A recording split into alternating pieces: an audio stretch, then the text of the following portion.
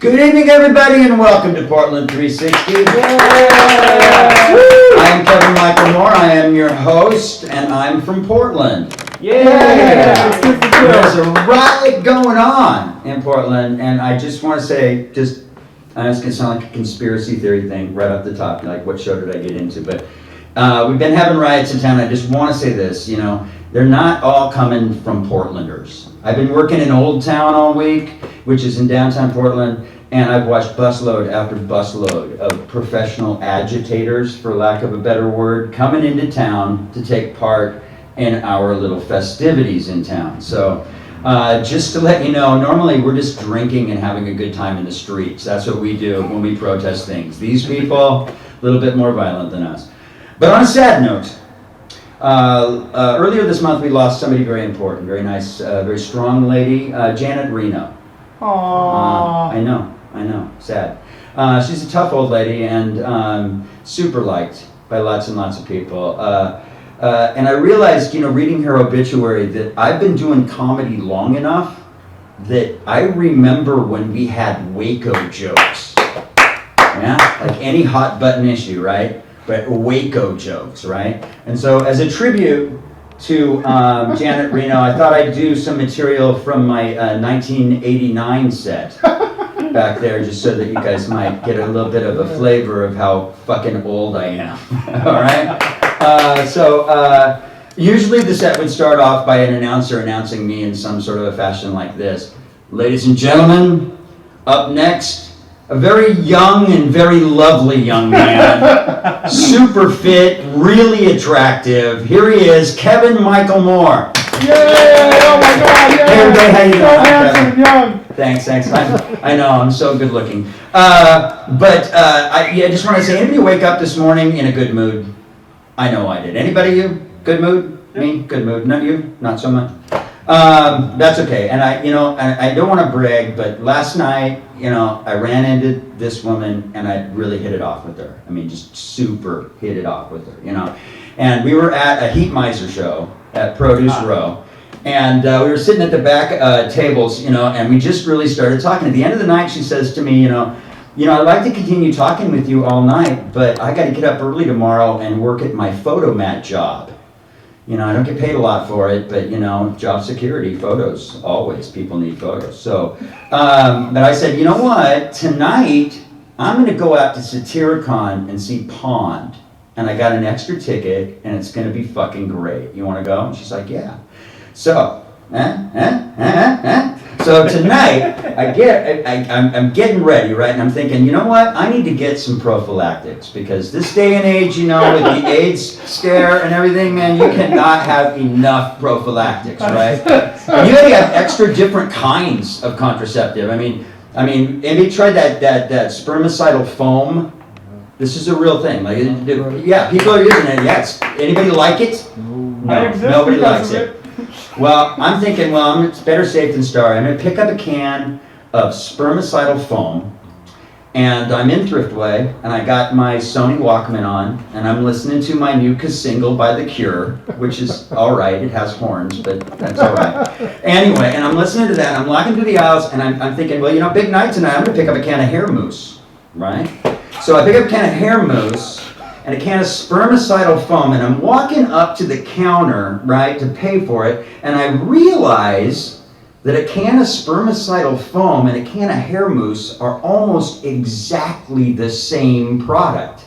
I mean, it's the same shaped can. You spray the stuff in your hand, it looks like the same stuff, right? If it wasn't for the labels, one could easily mix these two products right up, right? So I get back to my house with my products, and I'm moussing my hair up, high and tight. That's how I like it, high and tight, right? And it's not working real well for me, and I realized I've put the spermicidal foam in my hair. And you know what's great? You put spermicidal foam in your hair, nobody can fuck with your mind. 1, 2, 3, 4. Her name is Reno, and she looks just like a man. When she talks, she mumbles because her mouth is full of ham. Ouch. She's Janet Reno and she torched the Waco Clan. She's Janet Reno, kind of looks like Dennis Franz. Kick it out. Let me go. You guys ready for a comedy show? Woo! I know I am. I'm going to bring our first guest to the stage. Our next guest is Will Woodruff. And Will, how long have you been doing shows, open mic shows for me? Oh, God, like 11 years. 10, 11 years. How long have you hated it? The whole time. Excellent. All right. Up next, he's Will Woodruff. Applause. Keep it going for Kevin Michael Moore. I have Waco jokes too, by the way. The first joke I wrote on Comedy Central was a Waco joke. It was, did you know that Waco is an acronym? It stands for Way Awesome Cookout. That was the first joke I ever heard on Comedy Central, actually, and that's not a good one. I kind of feel like I'm in Mordor. I know you guys can't see this, but there's an eye looking right down on me, and there's the whole time I'm just going to be thinking, like, really, are you evil, Mr. Eye? But luckily, I don't think anyone will see it unless they 3D. Oh, there it is. You can see it on the thing. Anyway, so, hi guys. How are you guys feeling tonight after all the... That's the extent of the clapping for the remainder of tonight. That is all we're going to get. I understand entirely. I was just in Oklahoma, not to brag. You know what's good about Oklahoma? I didn't think anyone knew because there's nothing good about fuck that place. Here's the deal. I've just been spending 3 weeks in a hotel room, and boy, is my arm tired. That's the joke we're going to start with. Cool. I know. Talk about myself for a minute. I'm going to be having brain surgery here shortly. Anyone else? No? Oh, look at you intact motherfuckers. Must be nice. Must be nice. You know, it's funny. I was diagnosed with a brain tumor years ago, and I finally just got it. I finally am just able to get brain surgery 2 years after diagnosis because I live in America. If I was Canadian, this shit already would have been fixed. Unfortunately, I live here. But you know what's good about here? Cool. All right. I live in southeast Portland too. When people were talking about the rioting and stuff, I'm like, my pizza better not be late. That was the extent of my riot issues. I don't give a shit about who wins the election. Doesn't mean anything to me. I'm white. I win. It doesn't matter to me who wins. Hang on. Here's what's funny about that. I only look white. I'm like 65% white, but it will not stop people from being like, white man, white this, white that. Really? Come on. I'm not well off enough to be a real white person. I'm a broke-ass white guy like everybody else. Thank you. No? All right. No, sorry. I was going to say bullshit comics. Nice try. I know you're all broke too. It's fine. Here's how broke I am. I'm excited with myself because I spent $60 at the Dollar Tree and it wasn't all food stamps. Anybody? Like that's when you've made it. You're moving on up from like the bottom low class to the lower low class. It's really sad now that I think about it. Brain surgery. God damn it. That reminds me though. It took a long time. It'd been growing in there for like 20 years. And no one said anything. I've been traveling by plane forever. Why didn't they say something with all the body scans that they did? Why didn't they like, hey, Will, we know you don't have any weapons or contraband, but you know you do have. Never happened. Why couldn't they just once be like, we're going to send you to Ottawa, figure it out? Never happened, unfortunately. God, I don't know. The eye is going to fuck with me more, though. I'm sorry. I'm like, you have to, if you were me, when you guys get up here, you'll understand that it's like looking right at you. It's like your parents like judging you. Like, why weren't you better? Like, my mom judges the shit out of me. And like, I understand because she wanted to have a kid that was good. Because I have two brothers and they're both fuck-ups. My older brother is on the run from the law currently. And my younger brother is a juggalo. And if you don't know what that is, good for you. The point is that I'm my mom's only shot. When I told her I wanted to be a professional stand-up comic, I watched her fucking soul die. She's like, why can't you be what I wanted you to be? Like a lawyer or a doctor. Or a girl. God, I wanted a girl. Like, Mom, I don't have the legs for this. Look, she wanted me to be better than everybody else, and I fucking tried. Look, how do I explain this? I was a great academic. I worked super hard. One night, though, I battled horrible bouts of depression. Anyone that knows me knows that. So you're welcome, Portland. Anyway, I battled these really bad bouts of depression one night. Not proud of this. I wrote out a suicide letter. Obviously, I thought better of it and I went to sleep. But when I woke up in the morning, my mom had corrected the fuck out of that thing. Like, it was unbelievable. She's like, well, you only get a 36. I was like, really? So you spelled desolation wrong. You needed a comma before it ended all. To be fair to me, though, I got a 90 on my next one, so good for me. That's called improvement, by the way. Good times. So I love the 360-degree stuff. I want to do like the Matrix thing where you're like, I can't keep my balance long enough to make that funny, so fuck it. All right.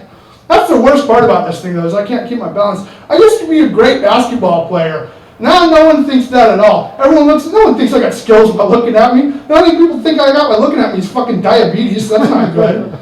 No one ever, the fucking basketball court is like, pass the ball to Will. No, don't. He's only on 1 foot. Sucks too, because like basketball is my game of choice, but I also played a lot of chess. That sucks, because that does not give you any street cred at all. Like, pass the rock to the fat white chess master, he'll put it in the hole. That never happens. God damn it. I wanted better from that joke, I'm sorry, it's fine. You were drinking water and you're a third of the audience, so.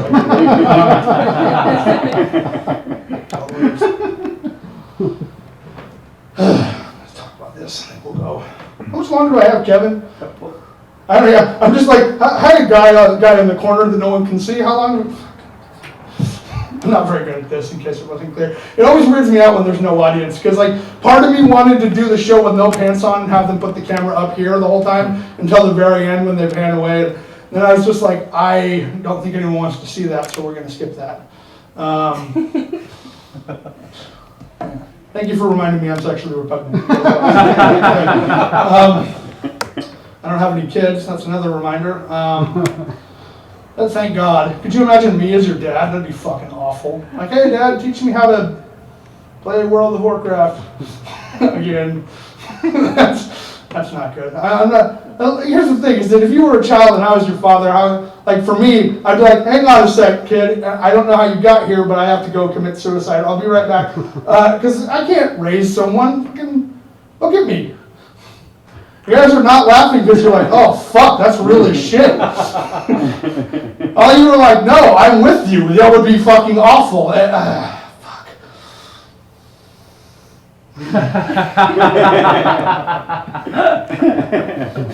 So bad. Alright, so I guess we'll go to this and then we'll get the fuck out of here. It's funny, it's like, I don't know, we'll talk about that. I was going to talk about how, for 10 years I had a joke about Donald Trump, and then he became president, now it's not funny anymore. So I was like, well, that fucking ruined it, because I used to have a joke about, because before this, he was the host of a celebrity talk show, Celebrity Apprentice. Did anyone watch that? Yeah, that was all fun and games, and now he's president. I'm like, well, fuck you, I'm not telling that joke anymore, that's my closer. Prick. Orange-haired motherfucker. I said that to cats, though, it's not just him. No, more from that, because they're little orange bricks. My mom's cat is orange, and he just... Sorry. Not a cat fan. Actually, I got asked on OkCupid, are you a cat person or a dog person? I'm like, I don't really care, I'll eat either one. Which is fucked up on the dating site, because now they hook me up with this Chinese food restaurants. That gets weird. Yeah, I don't know if I'm allowed to laugh at that. It's okay, they make more than us, it's fine.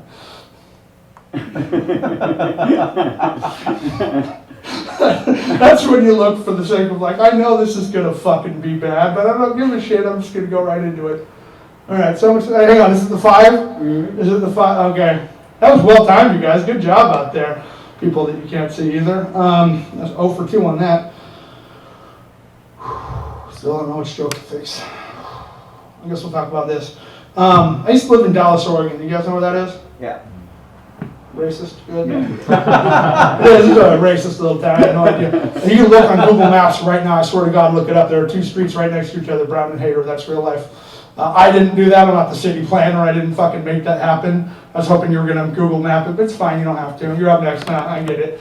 No, but it's like, here's the thing, is that Dallas, Oregon, I moved there from Portland, or I moved to Dallas, or from Dallas to Portland, and that was a fucking weird trip. Because when you got moved out, we did all our stuff, and I got pulled over on my way up here. I almost got pulled over. The cop made the mistake of being on a bicycle. And yeah, exactly, I'm not pulling over for a copsicle. That's retarded. That's not going to happen. Here's the thing, I'm going 55 and a 25. He's not going to catch me unless it's like Officer Lance Armstrong. And if it is Lance Armstrong, he's not gonna have the balls to come after me. Yeah! Alright, that's right. And right on the 5, look at that. Alright, you guys, I'm over. Just thank you so much. Thank you much more. Well, don't go. Hold on. I'm gonna rebalance on me. We're gonna do the matrix thing. Okay, yeah. Right. I'm just gonna hold it for a second. Here we go. Yeah. Oh god, I still can't do it. No? I think they've completed Sorry, this one. There you go. Alright, Very good. thanks guys. Very nice. One more time. Will Woodruff clapping and clapping and clapping. Next guest to the stage is Pedro Andrade. And Pedro, how long have you been doing shows for me? I think this is the first one. Very good. Hands up, everybody. Put your hands together for Pedro Andrade.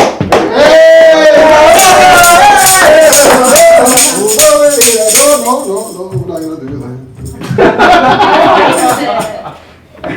Muy rico, muy sabroso. ¿Cómo estamos? El Wolf's Den. Huh? Muy bien. So my big ass is what happens when Mexicans get drunk and raw dog Samoans. That's what happens. Seriously, man. I'm so big other Mexicans have to see my documentation. They want to know if it's true, man. Thank you for having me here at Wolf's Den. I have no idea what the fuck I'm doing here. I don't know where the fuck I'm at. I'm in a den. I don't even know what a den is, but yeah. This just looks like a fucking apartment to me. A huge ass beanbag and some instruments. Real Portlandish. Books. Apparently, whoever chills here likes to read a lot. And play instruments, apparently. That's what we do here. And a chalkboard in the back. So that's my crowd work. How you guys doing? All right. So we're in for a really rough 4 years, man. I mean, I'm just as worried as everyone else. I mean, I am, but part of me is, I'm trying to remain calm, and if there are protests or more protests, I hope that they're peaceful ones in the spirit of Dr. King. But then there's another part of me that's like, I just want to tear some shit up, and just take over this motherfucker in the spirit of Dr. Dre. Break them off some. I'm trying to break them off so get some beats. I'm trying to get some beats by Dre, the red ones. I need the red ones, man. I might need him for a bus trip. I don't know if you guys heard. I might need him for a bus trip. Gotta get the good sound. How you guys doing? All right, so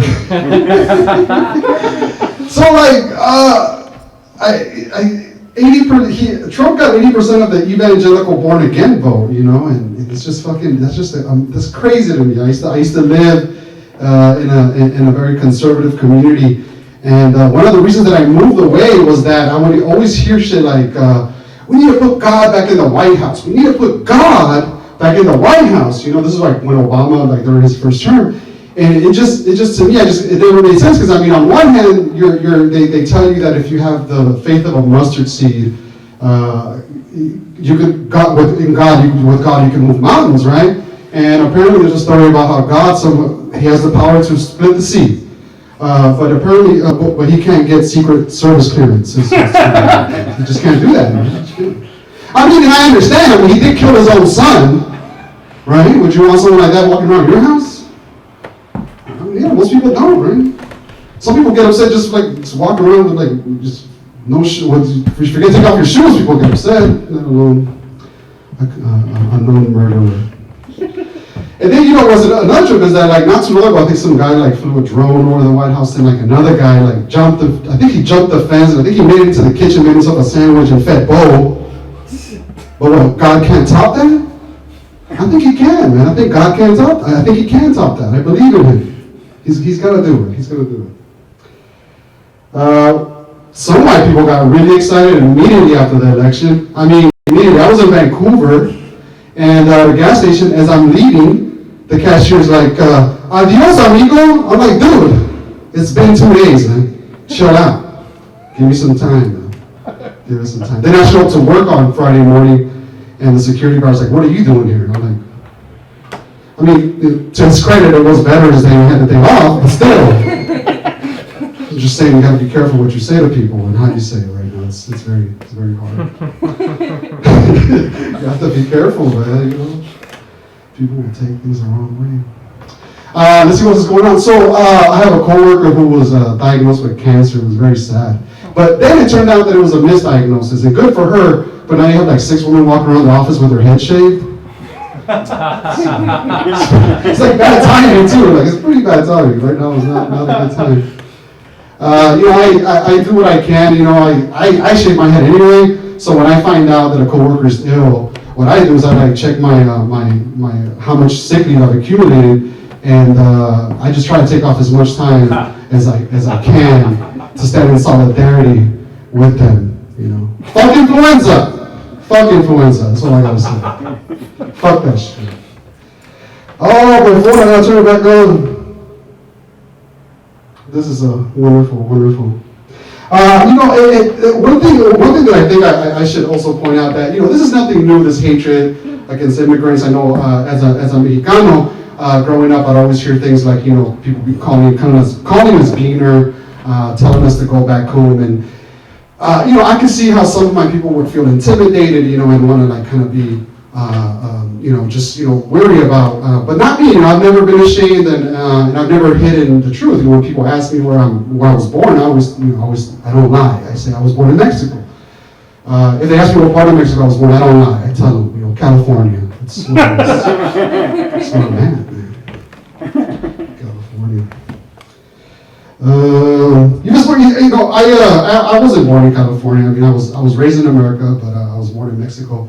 But I still consider myself a Mexican, and why that is because when I was growing up, I was masturbating to telenovelas and the weather forecast. So I'm qualified in that sense.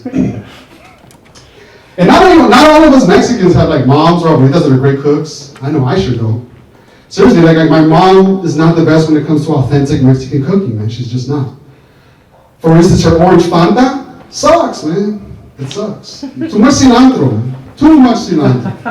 I keep telling her, she doesn't want to listen. How am I doing with time? We got a couple minutes. Alright, so I got a few more jokes.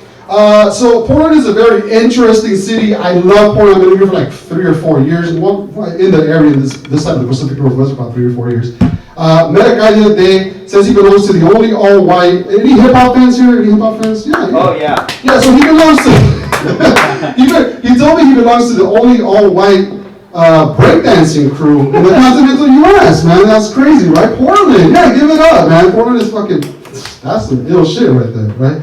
And I asked him what the name of his crew was, and he says that they call themselves the Treaty Breakers.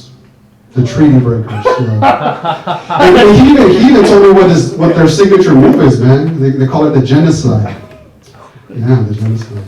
It's a blanket. That was too much right there.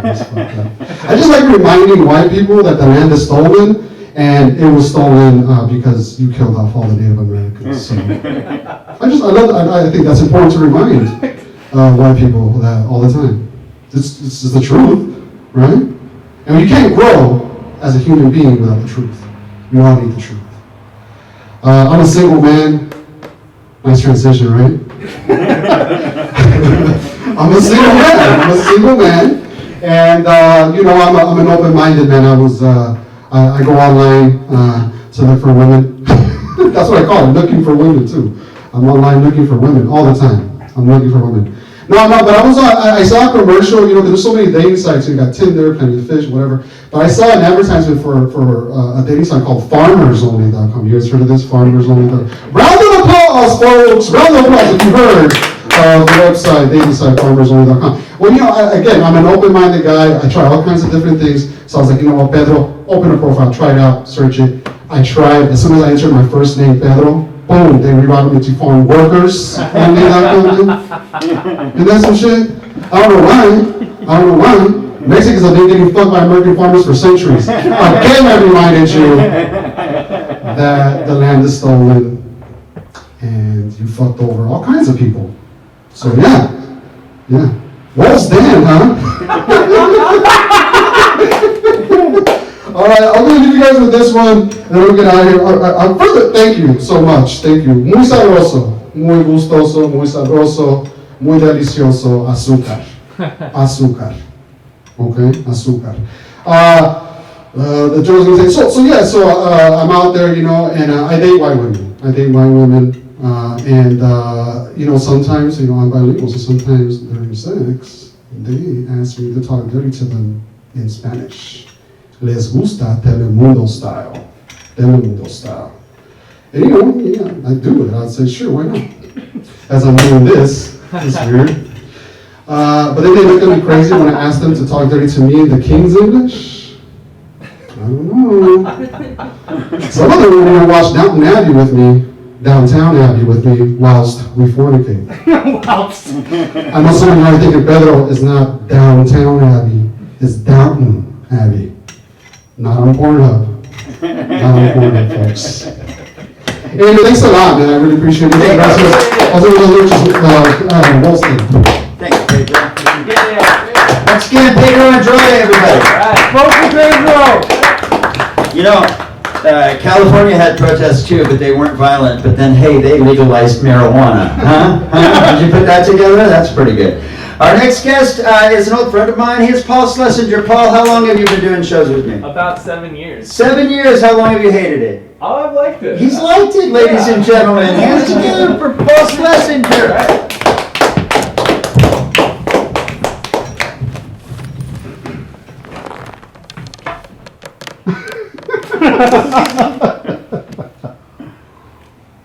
I'm gonna do a very good job tonight. This is gonna be the best set you have ever seen. It's gonna be very good, very professional, very better than all the other guys you saw tonight. But they're close personal friends of mine. But mine's gonna be much better. I'm gonna make them an offer they can't refuse. I'm in the dark here.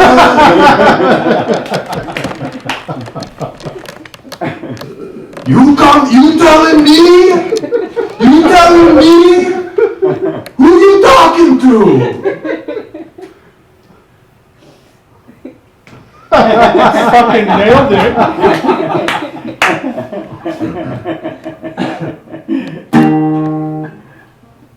This song is called Free Vending Machine. And I think everyone's done a great job tonight. I've had a lot of fun. Let's give it up for Will and Pedro and Kevin and Brody on the ones and twos back there, and Jasmine being the only audience member. This song is called Free Vending Machine, and I think our nation needs it now more than ever. Free vending machine, I'm calling all my friends, we get candy for free. Free vending machine, getting extra free for you and me. But wait, why is everything in this vending machine giving everything away for free? Oh look, there's a note from the vending machine owner. Let's read it. Hey, it's me! I'm the vending machine owner! And I just found out that my wife is having an affair with my identical twin brother! He looks exactly like me! Why would she cheat on me with someone that looks exactly like me? But anyways, before I kill them both, and then kill myself, I want to do one nice thing and make this vending machine free. Free vending machine, double murder plus suicide equals free candy for me. Thank you.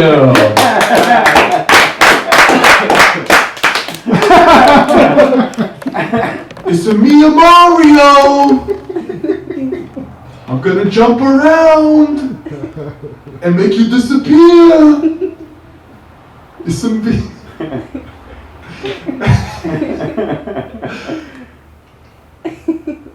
Luigi is my brother.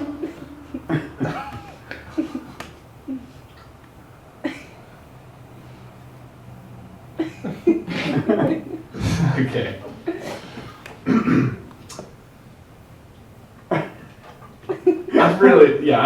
I'm gonna stick with this. I'm gonna go more into this as Mario. I just discovered a new level. I went through some pipes. I'm gonna make you an offer you can't refuse. I'm the Joker. You wanna see a pencil disappear? You wanna see a pencil disappear? You talking to me? I'm gonna make you an offer you can't refuse. This is healing. This is healing the nation. Very healing.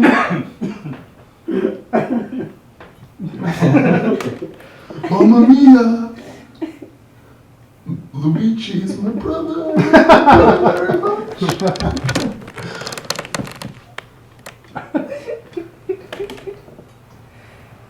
I have time for one more song. You guys have been a great audience. And I think that this song also is what the nation needs. So I think the nation just needs more of me and more cameras on me. So this is a good start. This song is called Friendship Stress Test.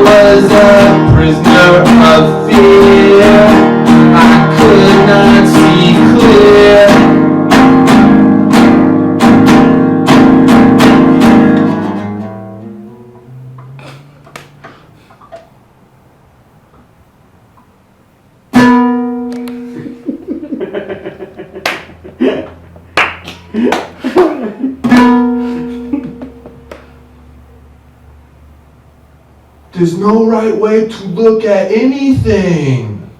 It's a me, Mario.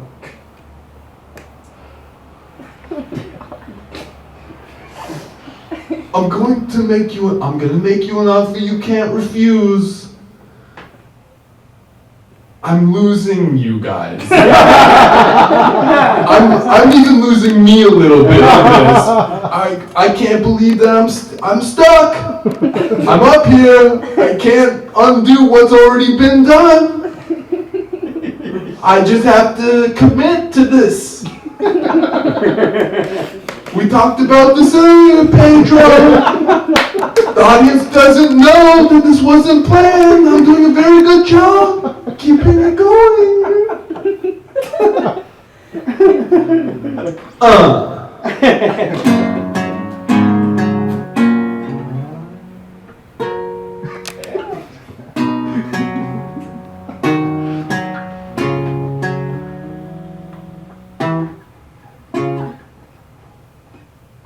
Thank you. My name's Paul. Thank you guys Thank you, Paul. One more time, let's hear it for Paul, and Pedro, and Will, and Bodie. Until 2 more weeks, we'll be doing this one more time. Please share this with all of your friends. Was that a 2 more joke? Was that really? All right. Yeah. Yeah. Just remember to use a lot of contraceptives because, man, with this AIDS scare, you just can't be too protected. All right. Thank you so much and good night.